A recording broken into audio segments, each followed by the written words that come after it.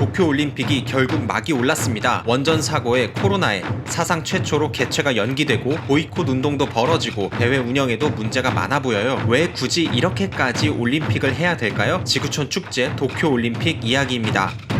일본이 올림픽을 취소할 수 없었던 이유는 4가지 정도가 있어요. 좀 이상적인 이야기부터 시작해볼게요. 첫째로 올림픽은 상징성이 있어요. 고대 그리스에서 유래했고 모두가 하나 되는 지구촌 축제죠. 1896년 근대 올림픽이 개최된 이래 하계 올림픽이 취소된 게 3번밖에 없어요. 이 상징성을 포기하는 게 쉽진 않죠. 둘째로 선수들을 위해서라도 올림픽은 있어야 돼요. 선수들한테 올림픽은 엄청난 기회죠. 거기다가 메달까지 따면 영광도 누리고 연금도 받죠. 올림픽에서 성공하면 유명해지니까 광고를 찍을 수도 있고요. 관련 분야 전문가로 진출하기도 쉽죠.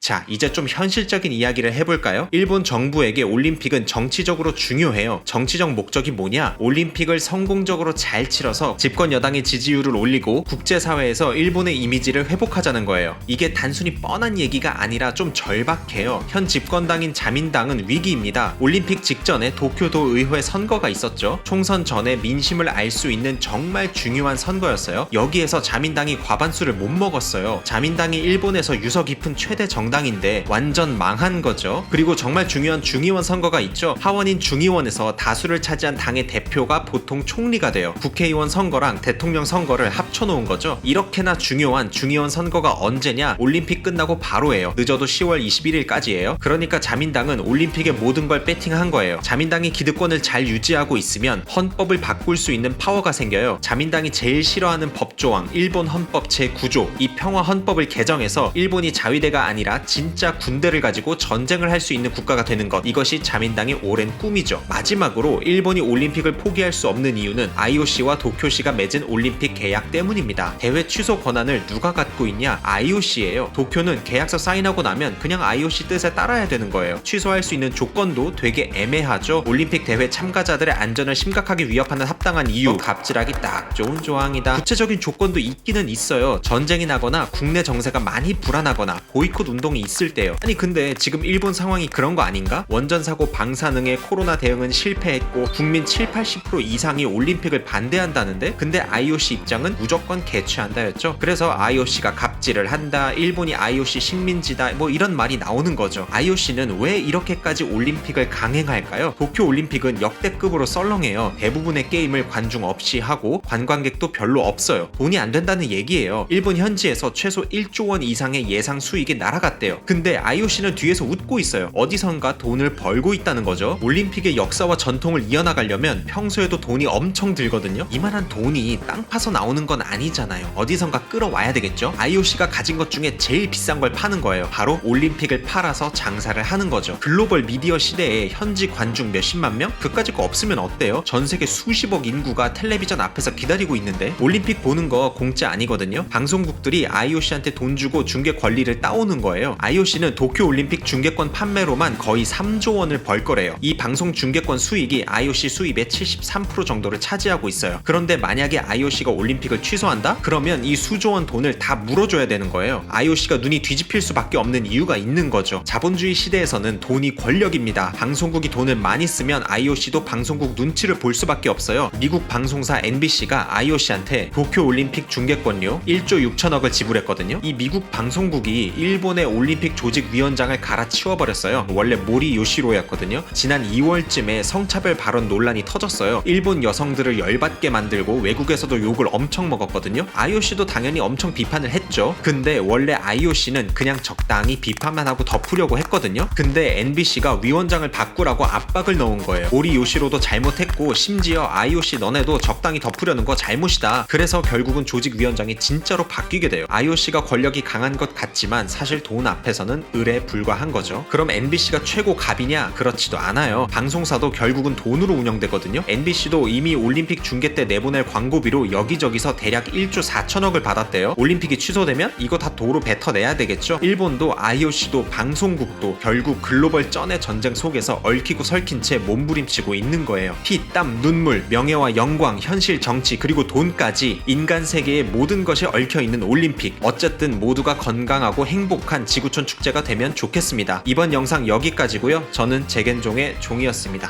감사합니다.